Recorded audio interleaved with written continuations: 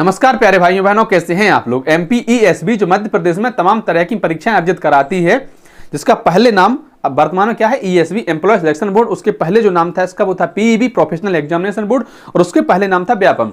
समय समय पर नाम इसका बदलता रहा है, जिसका सबसे बड़ा कारण रहा है कि इसमें होने वाले घोटाले तमाम तरह की परीक्षाओं की विश्वसनीयता पर सवाल खड़े हुए हैं। लेकिन अब ESB ने एक जिम्मेदारी पूर्ण कदम उठाया है। किस तरह से बाद में काम करेगा, लाभकारी होगा कि नहीं होगा, ये बाद की बातें हैं। फिलहाल तो यही कहा जा रहा है कि हाँ, ये काम बढ़िया किया है। काम क्या किया है ऐसा उन्होंने, दैनिक भास्कर अखबार की आप आज की रिपोर्ट देख लीजिए। दैनिक भास्कर की आज ही की रिपोर्ट है, इसमें क्या लिखा है। परीक्षा में पारदर्शिता के लिए बदलेगी कर्मचारी चयन मंडल की व्यवस्था। ESB हर सवाल में लगने वाले समय माउस एक्टिविटी की होगी मॉनिटरिंग। अफसर भी 5 मिनट पहले ही देख पाएंगे पेपर। तो इस लाइन पर आप जरा जोर दीजिए, हर सवाल में लगने वाले समय। 100 प्रश्न आपके सामने आए, मान लो जैसे GS का प्रश्न है, वो आप आमतौर पर 2-3 सेकंड में कर देते हैं कि या तो वो प्रश्न आपको आ रहा है या फिर नहीं आ रहा, उसमें बहुत ज्यादा माथापच्ची नहीं करनी है। लेकिन जो मैथ रीजनिंग के प्रश्न होते हैं वो टाइम टेकिंग ही होते हैं। अब ऐसा तो हो नहीं सकता कि आप तुक्का लगाते जाएं, 50 प्रश्न के तुक्के लगाए आपने मैथ के, रीजनिंग के, और आपके 50 में से 48 सही हुए, 49 सही हुए तुक्कों से, जिसमें लगने वाला आपका जो समय है प्रश्न में वो 2 सेकंड, 3 सेकंड या 1 सेकंड है। इस पर नजर रखी जाएगी। अगर कोई समय प्रश्न ऐसा है जो समय लेने वाला प्रश्न है, तो क्या आपने उसमें पर्याप्त समय लिया है कि नहीं लिया है। हाँ, यह हो सकता है किसी की स्पीड बेहतर हो सकती है, किसी की स्पीड कमजोर हो सकती है। अफसर भी 5 मिनट पहले ही देख पाएंगे पेपर, यह भी बहुत बढ़िया रहा है। देखिए, परीक्षाओं को लेकर हमेशा विवादों से घिरा रहने वाला कर्मचारी चयन मंडल।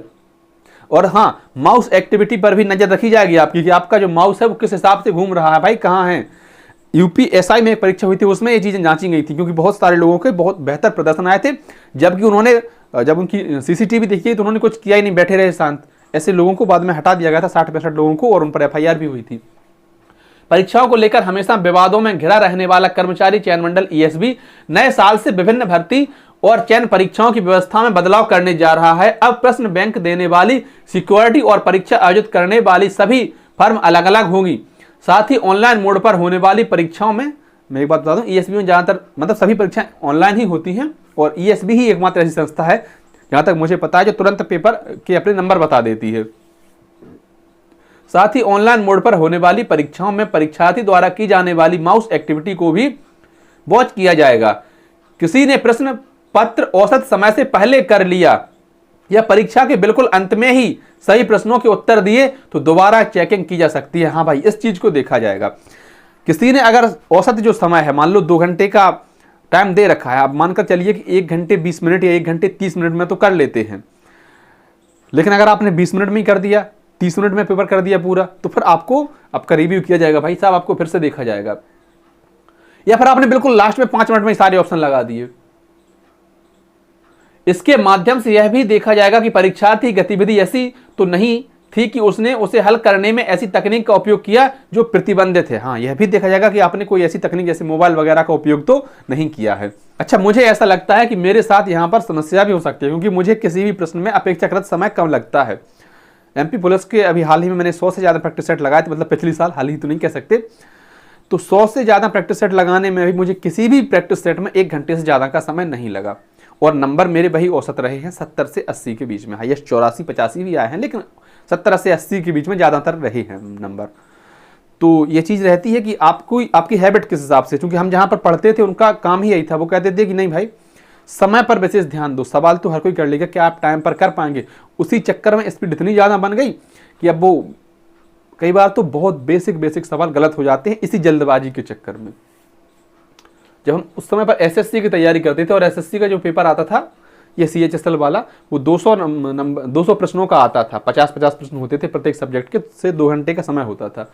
तो उसके हिसाब से तैयारी करते थे, मतलब बेहतर स्पीड से। अब वो जो है यहाँ पर बढ़िया काम आती है, लेकिन ऐसा ना हो कि कहीं दिक्कत पैदा करते। इसके अलावा देखिए, औसत समय से पहले हल करने वाले रडार पर रहेंगे, हर एजेंसी की अलग अलग जिम्मेदारी। बेंगलोर की कंपनी तैयार करेगी पेपर। अब ये सब बता दो तुम पहले की कौन पेपर तैयार करने वाला है। ESB की परीक्षाओं में अब तक जो एजेंसी परीक्षा आयोजित करती थी वही सिक्योरिटी का काम भी करती थी, यानी साइबर सिक्योरिटी, JMR, CCTV और अन्य सुरक्षा एक ही फर्म के हवाले होती थी।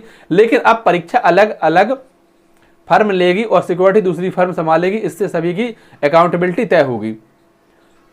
बेंगलुरु की कंपनी मेटा आई विभिन्न परीक्षाओं के लिए सवाल देगी, परीक्षार्थियों की रैंडमली पेपर मिलेगा।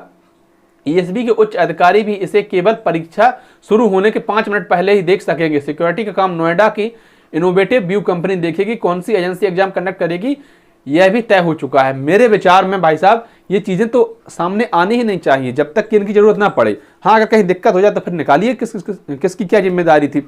अब आप सामान पहले ही बता दे रहे हैं कौन सी कंपनी परीक्षा बनाएंगे, कौन सी कंपनी जो सिक्योरिटी देगी, तो मुझे लगता है कि इसमें तो फिर बाद में झोल ना हो जाए। विशेषज्ञ बोले जवाबदेही जरूरी। साइबर एक्सपर्ट शोभित चतुर्वेदी कहते हैं इस प्रक्रिया में सबसे महत्वपूर्ण मॉनिटरिंग है।